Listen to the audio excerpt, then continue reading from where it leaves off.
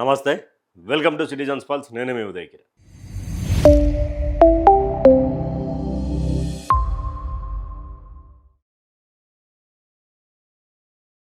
దేశంలో ఎవరు అత్యంత ఆస్తులు కలిగినటువంటి సీఎం, ఎవరు అత్యంత కేసులు కలిగినటువంటి సీఎం, అసలు ఎవరు గ్రేటు ఎవరు తోపు అనేది ఒక రిపోర్ట్ వచ్చింది. ఏడిఆర్ రిపోర్ట్ అని అసోసియేషన్ ఫర్ డెమోక్రాటిక్ రిఫార్మ్స్ వాళ్ళు తేటతెల్లం చేసినటువంటి ఒక సంఘటన ఇప్పుడు సోషల్ మీడియాలో వైరల్ అవుతా ఉన్నది. ఎందుకు అంటే దాంట్లో తెలంగాణ ముఖ్యమంత్రి రేవంత్ రెడ్డి గారు కూడా ఉన్నారు, సీఎం తలపతి విజయ్ ఉన్నాడు, చంద్రబాబు నాయుడు ఉన్నారు, డీకే శివకుమార్ ఉన్నారు, ఆ తర్వాత ఇక మరి కొంతమంది ఉన్నారు.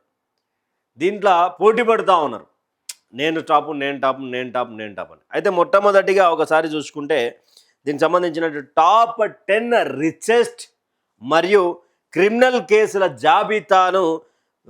జాబితాలో రేవంత్ రెడ్డి, చంద్రబాబు నాయుడు టాప్ ఉన్నారంటూ కూడా ఒకటి వార్త వచ్చింది. దానికి సంబంధించినటువంటిది చూస్తే ఇక్కడ కర్ణాటకకు సంబంధించినటువంటిది డీకే శివకుమార్ ఆస్తుల విషయంలో, తర్వాత ఆంధ్రప్రదేశ్ సంబంధించినటువంటి టీడీపీ ముఖ్యమంత్రి, ఆంధ్రప్రదేశ్ ముఖ్యమంత్రి నారా చంద్రబాబు నాయుడు, తర్వాత 3లో టాప్ వచ్చేసి ఇక్కడ తమిళనాడు, ఆ తర్వాత ఆంధ్రప్రదేశ్ సంబంధించి, తర్వాత అరుణాచల్ ప్రదేశ్, తర్వాత ఇదంతా వచ్చిన తర్వాత మన తెలంగాణకు వచ్చేసి కాన్స్టిట్యున్సీ కొడంగల్, తర్వాత ఇక ఎన్నో ప్లేస్లో ఉన్నాడు, 8వ స్థానంలో ఉన్నాడు. తర్వాత దీని టాప్ రిచెస్ట్కి సంబంధించినటువంటి దాంట్లో ఉన్నాడు. ఆ తర్వాత ముఖ్యమంత్రి గారు దేంట్లో టాప్ అయినారు అంటే దేశంలోనే టాప్ 10లో ముఖ్యమంత్రి గారు ఛాన్స్ తీసుకున్నారు, టాప్ 10లో ఉన్నారు. టాప్ 10 దేంట్లో ఉన్నారు? 89 క్రిమినల్ కేసులతోటి రేవంత్ రెడ్డి ఫస్ట్ ప్లేస్లో ఉన్నాడు. మన ముఖ్యమంత్రి గారు, ఎస్ మీరు వింటున్నది కరెక్టే, 89 క్రిమినల్ కేసులతోటి రేవంత్ రెడ్డి గారు ఫస్ట్ ప్లేస్లో ఉన్నారు. తర్వాత 89 కేసులలో దాదాపు 72 తీవ్రమైనటువంటి ఐసీసీ సెక్షన్లు కేసులు ఉన్నట్లు వెల్లడించిన నివేదిక. ఏది ఏడీఆర్ ఏం చెప్పింది? 89 క్రిమినల్ కేసులు ఉంటే దాంట్లో 72 క్రిమినల్ సీరియస్ సెక్షన్స్ ఉన్నాయి అని చెప్పేసి కూడా చెప్పినటువంటి సందర్భం. అయితే తర్వాత ఇంకొకటి ఏంటి అంటే 19 క్రిమినల్ కేసులతోటి చంద్రబాబు నాయుడు 4th ప్లేస్లో ఉన్నారు. శిష్యుడు టాప్లో ఉన్నాడు, గురువు 4th ప్లేస్లో ఉన్నాడు అని చెప్పేసి ఏడీఆర్ ఇచ్చినటువంటి. అయితే తర్వాత 1413 కోట్లతో ఆస్తులతోటి కర్ణాటకకు సంబంధించినటువంటి సీఎం డీకే శివకుమార్ ఫస్ట్ ప్లేస్లో ఉన్నారు. తర్వాత 931 కోట్లతోటి చంద్రబాబు నాయుడు సెకండ్ ప్లేస్లో ఉన్నారు. 648 కోట్లతోటి సీఎం తలపతి విజయ్ థర్డ్ ప్లేస్లో ఉన్నారు. మనకి రేవంత్ రెడ్డి గారి ఆస్తులు చెప్తే ఇప్పుడు ఆశ్చర్యపోయి గిల శాప కొట్టుకుంటారు. ఎందుకంటే అయ్యగారి ఆస్తి వచ్చేసి 30 కోట్ల ఆస్తులతోటి రేవంత్ రెడ్డి 8వ స్థానంలో ఉన్నాడంట. ఆయన ఆస్తుల విలువ వచ్చేసి 30 కోట్లంట. సీఎం అఫీషియల్కి సంబంధించినటువంటి విషయంలో అసోసియేషన్ ఫర్ డెమోక్రాటిక్ రిఫార్మ్స్ వాళ్ళు చెప్పినటువంటి నివేదిక 30 కోట్ల రూపాయలే. ఆస్తులలో 8వ స్థానం, క్రిమినల్ కేసులలోనేమో 80 ఎంత క్రిమినల్ కేసులలో 89 ఉన్నాయి. 89లలో సివియర్ క్రిమినల్ కేసులు ఏంది అంటే 89 కేసులు ఉంటే దీనిలో 72 సీరియస్గా ఉన్నటువంటి సెక్షన్స్ ఉన్నటువంటి కేసులు ఉన్నాయి. అంటే మన ముఖ్యమంత్రి గారు ఎంత గొప్పలో చూడండి. టాప్ 1 ర్యాంకర్, దేశంలోనే అత్యుత్తమైనటువంటి పదవిలో ఉంటూ 89 క్రిమినల్ కేసులతోటి ఉన్నటువంటి ఏకైక ముఖ్యమంత్రి మన తెలంగాణ ముద్దుబిడ్డ రేవంత్ రెడ్డి గారు. 72 కేసులు ఉన్నాయి, 72 క్రిమినల్ సీరియస్ కేసులు. తర్వాత ఆస్తులలోకి వచ్చేసరికి 30 కోట్లే. అంటే ఏంటి అంటే తెలంగాణ ఎవరి చేతులు ఉన్నది అనేది కూడా చాలా వరకు బీఆర్ఎస్ పార్టీ దీన్ని ట్రోల్ చేస్తూ ఉన్నది. తెలంగాణ ఎవరి చేతులు ఉన్నది? క్రిమినల్ చేతులు ఉన్నదా?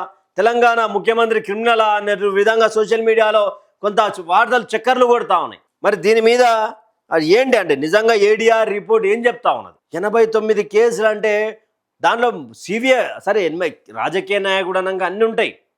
అది తెలంగాణ పోరాటంలో కావచ్చు, ఉద్యమంలో కావచ్చు, తర్వాత పార్టీకి సంబంధించినటువంటి కేసులు కావచ్చు, ఏదంతా సరే ఉండదు. రాజకీయ నాయకునికి 20 ఏండ్ల ప్రస్థానం ఉన్నటువంటి నాయకుని మీద ఉండొచ్చు. కాబట్టి 89 కేసులల్లా 72 సీనియర్ ఐసీసీ సెక్షన్లు ఉన్నటువంటి కేసులు అంటే అది ఎట్లా? అందరు నాయకుల మీద ఉంటాయి, ఉండవు అని అంటలే.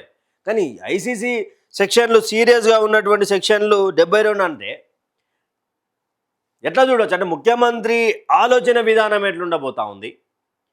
తెలంగాణ ప్రజలు ఏం ఆలోచించాలి ఇప్పుడు? అంటే మా ముఖ్యమంత్రి టాప్ 1 అని చెప్పి అనాలా? మా ముఖ్యమంత్రి టాప్ 2లో ఉన్నాడు, టాప్ 8లో ఉన్నాడు అని చెప్పుకోవాలా? 30 కోట్ల ఆస్తులే ఉన్నాయా రేవంత్ అన్న మీకు?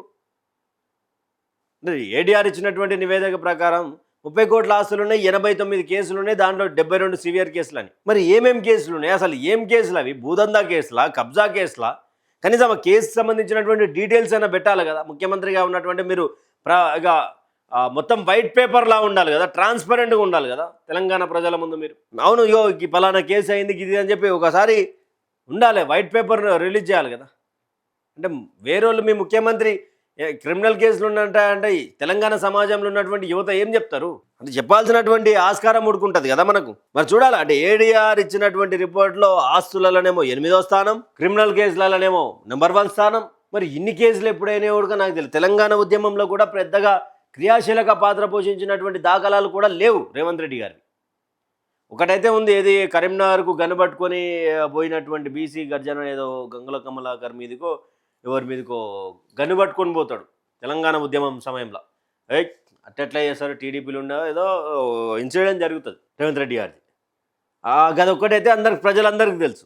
కానీ తెలంగాణ ఉద్యమంలో పోరాడింది ఇదంతా కొంత సమాజానికి తెలియనటువంటి పరిస్థితి. మరి తెలంగాణ ఉద్యమంలో అంటే చాలా హరీష్ రావు, కేటీఆర్, ఈటెల రాజేందర్, నాయన్ నరసింహారెడ్డి చనిపోయినటువంటి వ్యక్తి. తెలంగాణ కోసం ఇప్పుడు కోమటిరెడ్డి వెంకటరెడ్డి ఉన్నాడు. తర్వాత తెలంగాణ ఉద్యమంలో మదియాష్కి గౌడ్ ఉన్నాడు కాంగ్రెస్లో, పొన్నం ప్రభాకర్ ఉన్నాడు, పెప్పర్ స్ప్రే కొడితే కళ్ళల్లో కొంత ఇబ్బందికరమైనటువంటి పరిస్థితి. రాజగోపాల్ రెడ్డి ఉన్నాడు, బట్టి విక్రమార్క ఉన్నాడు. తెలంగాణ కావాలని జిద్దు మీద కూర్చున్నటువంటి వాళ్ళు వీళ్ళంతా ఉన్నారు. కానీ మరి ఎక్కడ కూడా ఈయన కనిపించినటువంటి పరిస్థితి లేకుండే సీరియస్గా. కానీ మరి క్రిమినల్ కేసులు 72 క్రిమినల్ కేసులు అంటే నాట్ ఎ జోక్ కదా, టాప్ 1 కదా మన ముఖ్యమంత్రి. ఈ యొక్క కేసుల వివరాల్లోకి పోతే మీ అభిప్రాయాన్ని కామెంట్ సెక్షన్లో కామెంట్ చేయండి. Thank you for watching. Stay tuned with citizens pulse.